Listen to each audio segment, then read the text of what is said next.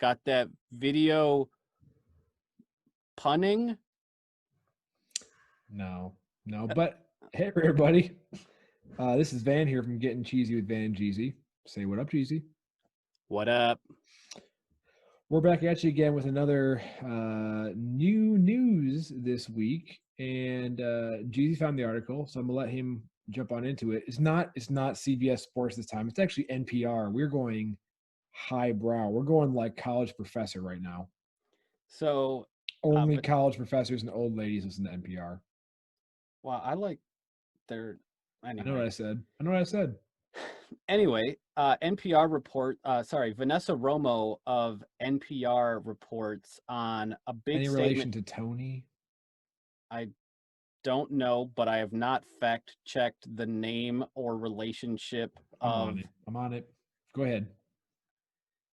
They reported on the big statement coming out from Roger Goodell, the commissioner of the NFL, and here's his official statement, exactly quoted through this article. We, the NFL, condemn racism and the systemic oppression of Black people. We, the NFL, admit we were wrong for not listening to NFL players earlier and encourage all to speak out and peacefully protest. We, the NFL, believe Black Lives Matter. So this coming from a statement. It was also put out on Twitter after it says nearly 20 players called on the NFL to take a stronger stance amid nationwide protest of police brutality against Black people. And, this all goes back, although he's not specifically mentioned, to Colin Kaepernick's peaceful protesting by kneeling during the national anthem. Yeah. And there's been a lot of there's been a lot of spin to this article, different people chiming in, but I asked Mrs. Jeezy,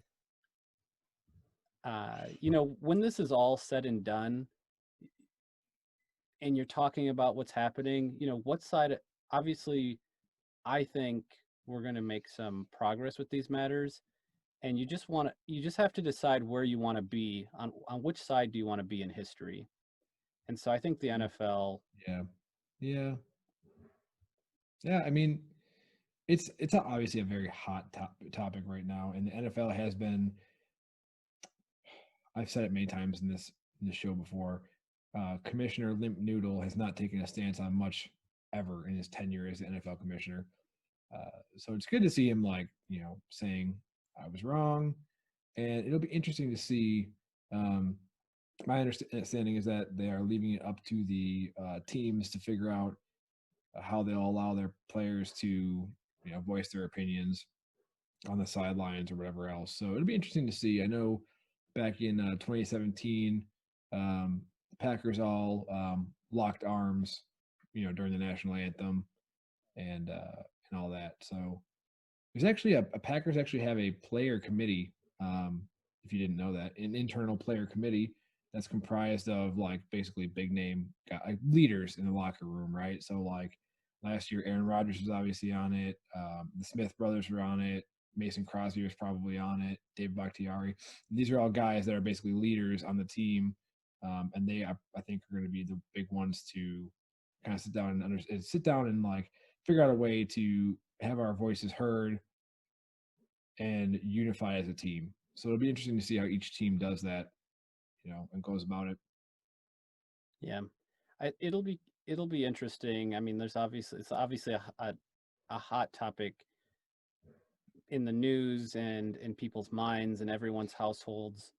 But I think the most important thing is getting these discussions started.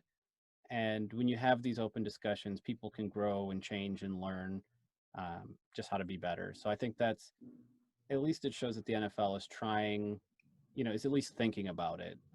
I think it's still ahead of us to see how much that culture changes, but at least they're poised to make the changes and Doing our show best. that they mean it. Doing our best here to not get political. Treading water very lightly here. But anyways, that's gonna be interesting to see.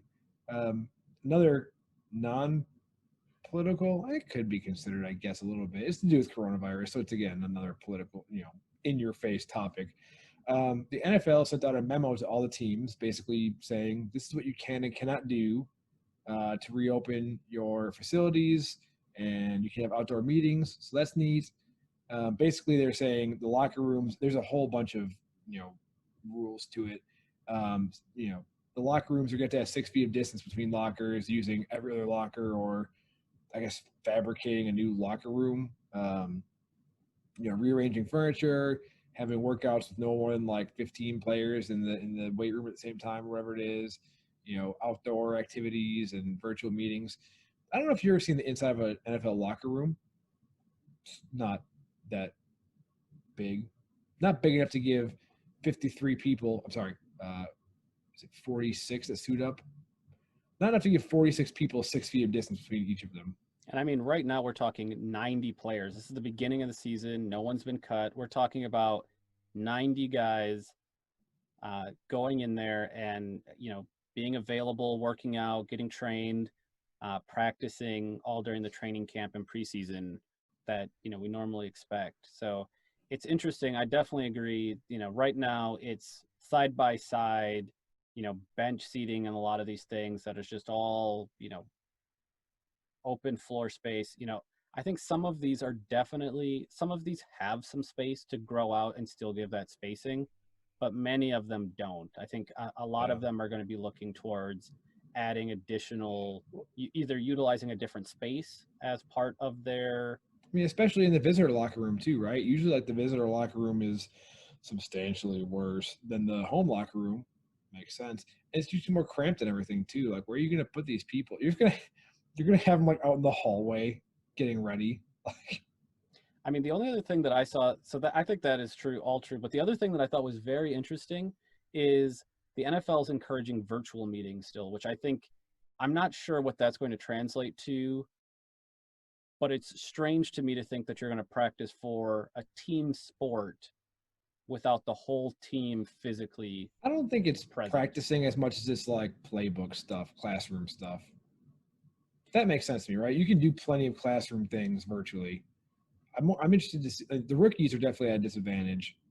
I think the veterans are at an advantage because their bodies are basically being rested up to the max. They can train the way they want to. You know what it is? The NFL's got to call LSU and see what they did with their spaceship locker room. Oh, you're right. Because that shit was huge. I guarantee you, they each had their own little pod too. It wasn't even just like the distance, right? They had like their own little pods. Like, so good. They could have just like taken off, landing. Use the cruising pod. That was definitely 6 feet. Just do that. It was only like a $50 million locker room. It doesn't matter. Yeah, we'll get what we can. Maybe even we'll get that Aaron Rodgers locker room from out of Cal. Did you also see? This is not football related, but kind of coronavirus related. I think the Taiwanese or Japanese baseball league started again, and they don't have fans in the stands. They have stuffed animals in every seat. It's awesome. I want to see someone Lambo leap into a giant fucking teddy bear or like a unicorn.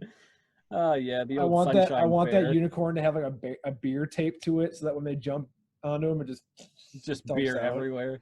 That'd be awesome. So I would pay money to see. I mean, of course, I pay money to see sports, but I would pay extra money to see that. Anyway, this is what's new this week. We got more for you coming up soon. Bye.